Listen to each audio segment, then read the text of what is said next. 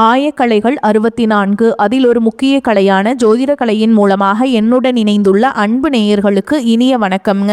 மிதுன ராசி நேயர்களுக்கு புதுசா அப்படி என்ன இருக்க போகுது, எப்பவும் போல வாழ்க்கை கீழேயே தான் போகுது அப்படின்னு கதரும் நேயர்களுக்கு ஒரு நல்ல செய்தி காத்திருக்குதுங்க. அந்த செய்தியை தெரிஞ்சுக்கிறதுக்கு முன்னாடி இந்த உலகை காக்கும் முருகப்பெருமானுடைய பாதம் தொட்டு வணங்கி வீடியோக்குள்ள போலாங்களா?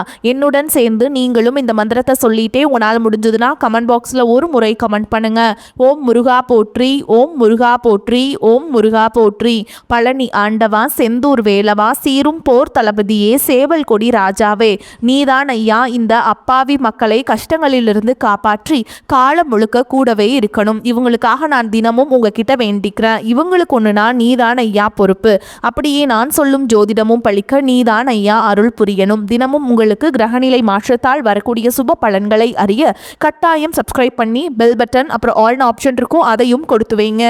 ஒவ்வொரு பதிவும் உங்களைய வெற்றியடைய வைக்க வேண்டும் அப்படிங்கிற எண்ணத்துல தாங்க போட்டுட்டு இருக்கோம். இன்னைக்கு நம்ம மிதுன ராசிக்காரங்களுக்கான ஒரு ஸ்பெஷல் பதிவை பார்க்க போறோம். நீங்க மிதுன ராசியா, எவ்வளவு சம்பாதிச்சாலும் கையில காசு தங்க மாட்டீங்கதா? கவலைப்படாதீங்க. ஒரு குறிப்பிட்ட ஜோதிடம் மூலம் இதுக்கு ஒரு உங்களுக்கு ஆச்சரியமான காரணத்தையும் சில அருமையான தீர்வுகளையும் சொல்லுதுங்க. அது என்னன்னு இந்த முழு விளக்கத்தில் விரிவாக பார்க்கலாம்.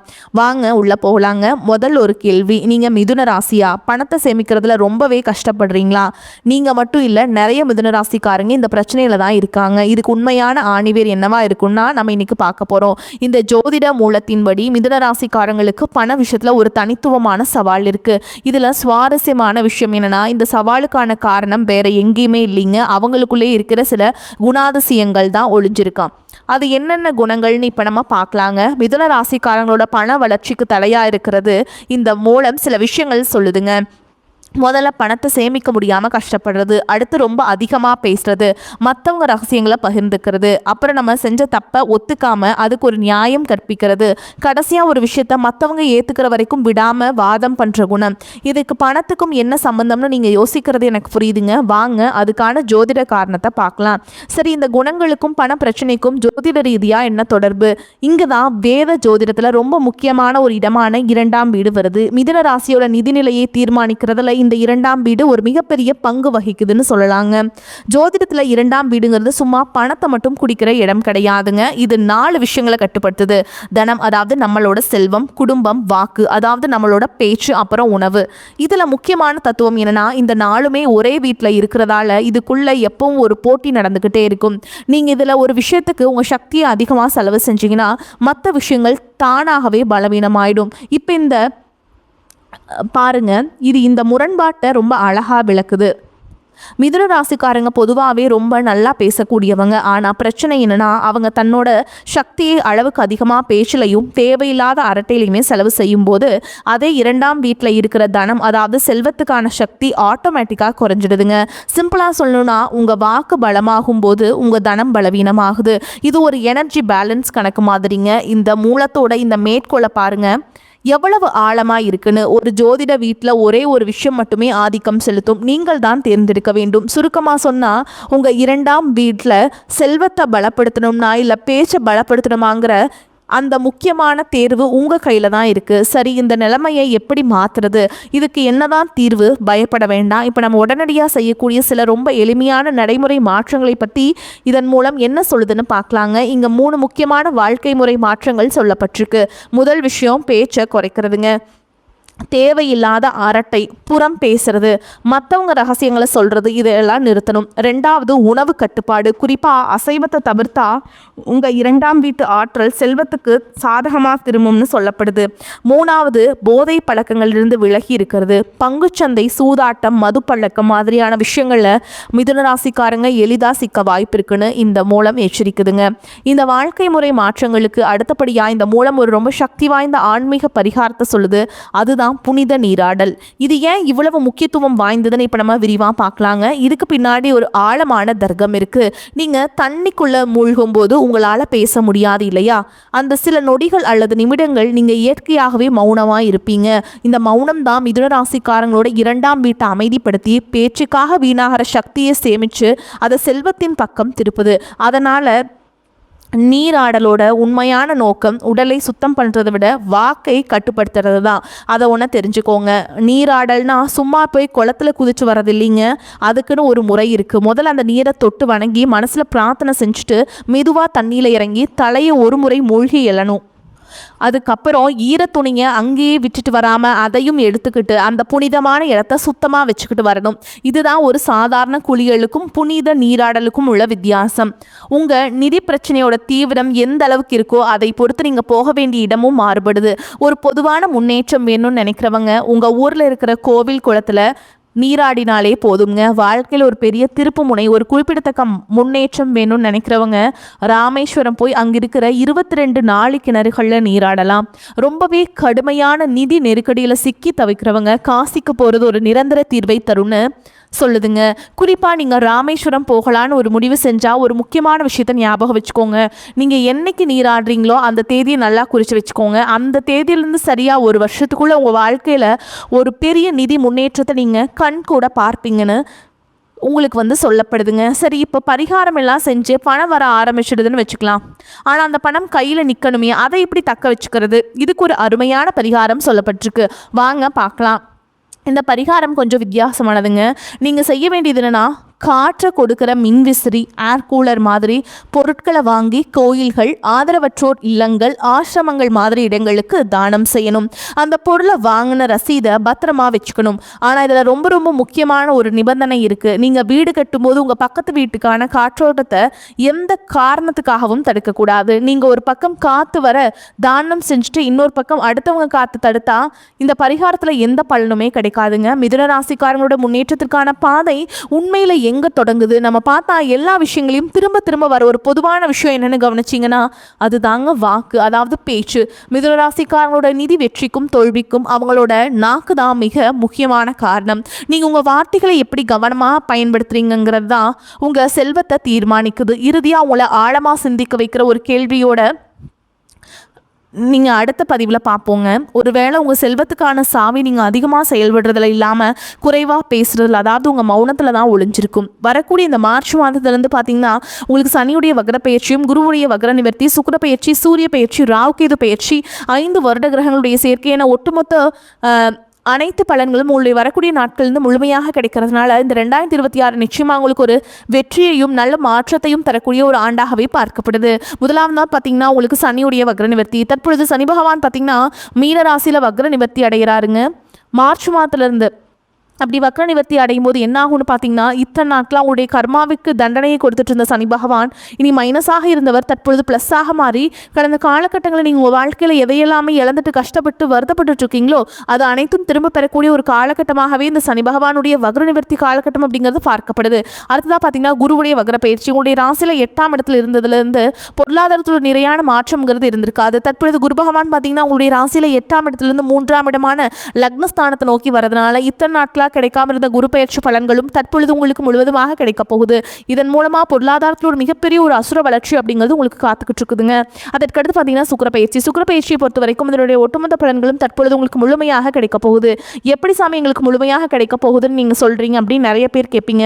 அதாவது பார்த்தீங்கன்னா சுக்கிரனை ராசி அதிபதியாக கொண்டது ரிஷபராசிக்காரங்களும் துலாம் ராசிக்காரங்களும். தற்பொழுது பார்த்தீங்கன்னா சுக்கிர பகவான் ரிஷபராசி வீட்டில இருந்து உங்களுடைய மிதுன ராசி வீட்டுக்கு வந்திருக்காருங்க. அப்படி வந்ததுனால பார்த்தீங்கன்னா புதன் பகவானும் சுக்கிர பகவானுடைய சேர்க்கை பார்த்தீங்கன்னா அடுத்து வரக்கூடிய 90 நாட்களுக்கு இதனுடைய பலன்களானது உங்களுக்கு முழுமையாக கிடைக்கிறதுனால மிகப்பெரிய ஒரு உச்சத்திற்கு போகக்கூடிய வாய்ப்புகள் பார்த்தீங்கன்னா உங்களுக்கு வரக்கூடிய நாட்களில் ஏற்பட போகுது. அதற்கடுத்து பார்த்தீங்கன்னா ராகுகேது பயிற்சி.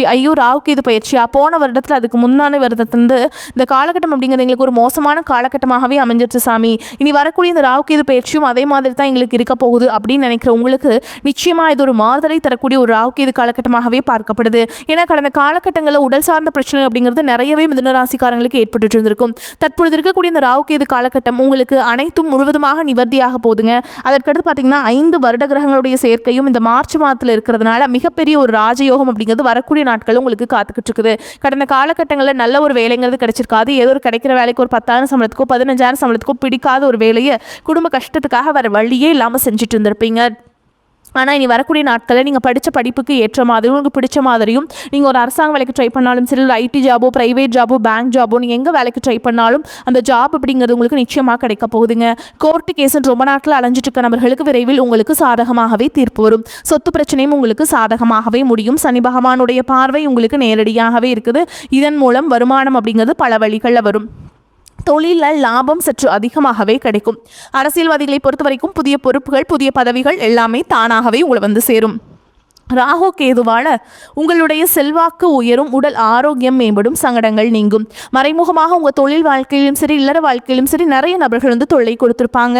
இனி அவங்களுடைய தொந்தரவுங்கிறது முழுவதுமாகவே இருக்காது. கடந்த காலகட்டங்களில் நீங்களும் ஒரு கம்பெனியில் இரவு பகல் பார்க்காம உழைச்சிட்டு இருந்திருப்பீங்க. உங்களுடைய சொந்த கம்பெனியாக நினச்சி வேலை செஞ்சுருப்பீங்க. ஆனால் உங்களுக்கு இது நாள் வரைக்கும் சரியான ஒரு அங்கீகாரம் அப்படிங்கிறது கிடைச்சிருக்காது. உங்களுக்கு அப்புறம் கூட வேலைக்கு நிறைய பேர் வந்திருப்பாங்க. உங்களுக்கு நிறைய சலுகைகள் எல்லாமே கிடச்சி நல்ல ஒரு முன்னேற்றத்திற்கு போயிருப்பாங்க. ஆனால் நீங்கள் மட்டும் எப்படி வேலைக்கு போய் சேர்ந்தீங்களோ அதே மாதிரி தான் இன்றைக்கு வரைக்குமே இருந்திருப்பீங்க. ஆனால் இனி வரக்கூடிய நாட்களில் உங்களுக்கு சம்பள உயர்வு, பதவி உயர்வு, உங்களுக்கு மேல் இருக்கக்கூடிய அதிகாரிகளுடைய ஆதரவு முதற்கொண்டு உங்களுக்கு கிடைக்க போகுதுங்க. இனி உங்கள் வார்த்தைக்கு மதிப்பு மரியாதை கிடைக்கும். அந்தஸ்தில் நீங்கள் எதிர்பார்த்த உயர்வுக்கு போக போகிறீங்க. இனி நினச்சது எல்லாமே நடக்கும். தொழில் வியாபார தடைகள் அனைத்தும் விலகும். லாபம் அதிகமாக கிடைக்கும். முன்னேற்றம் உண்டாகும். வரவேண்டிய பணம் விரைவில் கைக்கு வந்து சேரும். குடும்பத்தில் நெருக்கடிகள் விலகும். செல்வாக்கு அந்தஸ்து உயரும். வெளிநாட்டு முயற்சிகள் வெற்றியை தரும். தெய்வ சிந்தனை அதிகமாகும். பெரியோர்களுடைய உதவிகள் கிடைக்கும். உறவுகளில் இருந்த சண்டை சச்சரவு முழுவதுமாகவே விலகும். புதிய நண்பர்கள் உங்களுக்கு உதவி செய்வாங்க. தொழிலில் ஏற்பட்ட நெருக்கடிகள் நீங்கும். முடங்கி கிடந்த நிறுவனங்கள் மீண்டும் இயங்கும். வியாபாரத்தில் எதிர்பார்த்த லாபம் கிடைக்கும். புதிய தொழில் தொடங்கக்கூடிய முயற்சிகள் கண்டிப்பாக உங்களுக்கு வெற்றியை தரும். கடந்த காலகட்டங்களில் திருமண நிலை அப்படிங்கிறது பார்த்தீங்கன்னா உங்களுக்கு நிறைய பிரச்சனையும் சிக்கலையும் பெரும்பாலும் சந்திச்சிருப்பீங்க. இதில் குறிப்பாக பார்த்தீங்கன்னா பெண்களுக்கு ஏதாவது ஒரு வகையில் திருமணம் அப்படிங்கிறது எளிமையாக அடைஞ்சிருது. ஆனால் ஆண்கள் தான் ரொம்ப ரொம்ப பாவம். அடிச்சு பிடிச்சி நிச்சயதார்த்தம் வரைக்கும் போனால் கூட அக்கம் பக்கம் இருக்கவங்க தெரிஞ்சவங்க கெடுத்து வர்றதுக்கு நிறைய நபர்கள் இருக்காங்க. அதுவும் மட்டும் இல்லாமல் ஜாதகத்துலேயும் பார்த்தீங்கன்னா சுத்த ஜாதகம், ராகு கேது ஜாதகம், செவ்வாய் ஜாதகம் இருக்கிறதுனால திருமண தடை அப்படிங்கிறது அதிகமாகவே ஏற்பட்டுருக்கு. இது அனைத்தும் தற்பொழுது வரக்கூடிய நாட்களில் முழுவதுமாகவே நிவர்த்தியாகி விரைவில் நீங்கள் திருமண வாழ்க்கைக்குள்ளே அடியெடுத்து வைக்க போகிறீங்க. வாழ்க்கை துணை இழந்த மிதுனராசி ஆண்களோ பெண்களோ அடுத்து வந்து இரண்டாவது திருமணம், அதாவது செகண்ட் மேரேஜ் பண்ணலாமா வேண்டாமா அப்படிங்கிற ஒரு மிகப்பெரிய குழப்பத்தில் இருப்பீங்க. அப்படி இரண்டாவது திருமணம் பண்ணும்போது சொந்தக்காரங்க தப்பாக பேசிடுவாங்களா, ஊர்க்காரங்க தப்பாக நினச்சிடுவாங்களா, அவங்க என்ன நினைப்பாங்க, இவங்க என்ன நினைப்பாங்க அப்படின்ட்டு நிறைய நபர்கள் வந்து இரண்டாவது திருமணத்தை பற்றி யோசிக்காமல் இருக்கீங்க. இப்போ இருக்கிற பொருளாதார சூழலும் இப்போ இருக்கக்கூடிய காலகட்டத்தையும் விஷ் பார்க்கும்போது ஒரு சிங்கிள் பேரண்டால் இந்த சொசைட்டியில் சர்வே பண்ணுறது ரொம்ப ரொம்ப கஷ்டங்க. நீங்கள் எதிர்பார்த்த மாதிரியே நல்ல ஒரு மறுவாழ்க்கை அப்படிங்கிறது விரைவில் உங்களுக்கு அமையும். குழந்தை பாக்கியத்திற்காக இங்கே நபர்கள் இந்த 2026 நிச்சயமாக உங்களுக்கு விரைவில் உடல் சார்ந்த பிரச்சனை அனைத்தும் முழுவதுமாக நிவர்த்தியாகி விரைவில் உங்களுக்கு குழந்தை பாக்கியம் அப்படிங்கிறது உண்டாகும். காதலிப்பவர்களுக்கு இந்த 2026 நிச்சயமா ஒரு வெற்றியை தரக்கூடிய ஒரு ஆண்டாகவே பார்க்கப்படுது. காதலிப்பவர்களுக்கு அடுத்த கட்டமாக திருமணத்தை நோக்கி போகக்கூடிய வாய்ப்புகளும் அதிகமாகவே இருக்குது. இனி வரக்கூடிய நாட்களில் கடினமான காரியத்தையுமே சுலபமாக செஞ்சு முடிச்சிருவீங்க. உங்கள் எளிமையான பேச்சு திறமையால் நீங்கள் அனைவரையுமே கவர்ந்திருப்பீங்க. சமூகத்தில் உங்கள் பெயருக்கும் புகழுக்கும் படிப்படியாக முன்னேற்றம் வரப்போகுது. சிலருக்கு படிப்பதற்காகவும் வேலை விஷயமாகவும் தொழில் விஷயமாகவும் வெளியூர் வெளிநாடு போகக்கூடிய வாய்ப்புகள் எல்லாமே கிடைக்க போகுதுங்க. மிதுன ராசியை பொறுத்த வரைக்கும் நீங்கள் ஆண்களோ பெண்களோ அரசு வேலையோ தனியார் வேலையோ கூலி வேலையோ நீங்கள் எதிர்பாராத வருமானம் அப்படிங்கிறது இரட்டிப்பு மடங்காக கிடைக்க போகுது. சேமிப்பு அப்படிங்கிறது பல மடங்காக உயரப்போகுது. இதன் மூலமாக பொருளாதாரத்தில் இருக்கக்கூடிய அனைத்து விதமான கடன் பிரச்சனையும் முழுவதுமாக கட்டி முடிக்க போறீங்க. பொருளாதாரத்தில் உச்சத்திற்கு போகக்கூடிய வாய்ப்புகளும் உங்களுக்கு அதிகமாகவே உள்ளது. முடிஞ்ச அளவுக்கு தவறான உறவுகளுடைய பழக்க வழக்கங்கள், தவறான மது பழக்க வழக்கங்கள் இருக்கும் பட்சத்தில் உடனடியாக அவர்களிடமிருந்து இவற்றிலிருந்து வெளியேறுவது ரொம்ப ரொம்ப நல்லது. இல்லாத பட்சத்தில் இந்த உறவுகள் மத்தியில் நிறைய குளறுபடிகள் நடக்கக்கூடிய வாய்ப்புகளும் அதிகப்படியாகவே உள்ளது. முடிஞ்ச அளவுக்கு தவறான உறவு என்று தெரிந்தால் உடனடியாக அவர்களை விட்டு, அது யாரா இருந்தாலும் சரி, குடும்ப உறவாக இருந்தாலும் சரி, உடனடியாக அவர்களை விட்டு கொஞ்ச நாட்கள் மட்டும் விலகி இருப்பது உங்களுக்கு ரொம்ப ரொம்ப நல்லதுங்க. மேலும் உங்களை பொறுத்த வரைக்கும் நட்சத்திர பலன்களை பார்க்கலாங்க. அந்த வகையில் மிருகசீரிஷ நட்சத்திரம் 3ஆம் பாதம் 4ஆம் பாதம் உங்களை பொறுத்த வரைக்கும் குடும்பத்தில் உறவினர்கள் வருகை இருக்கும். கணவன் மனைவிக்கிடையே மகிழ்ச்சி நீடிக்கும். பிள்ளைகள் முன்னேற்றத்தில் அக்கறை காட்டுவீங்க.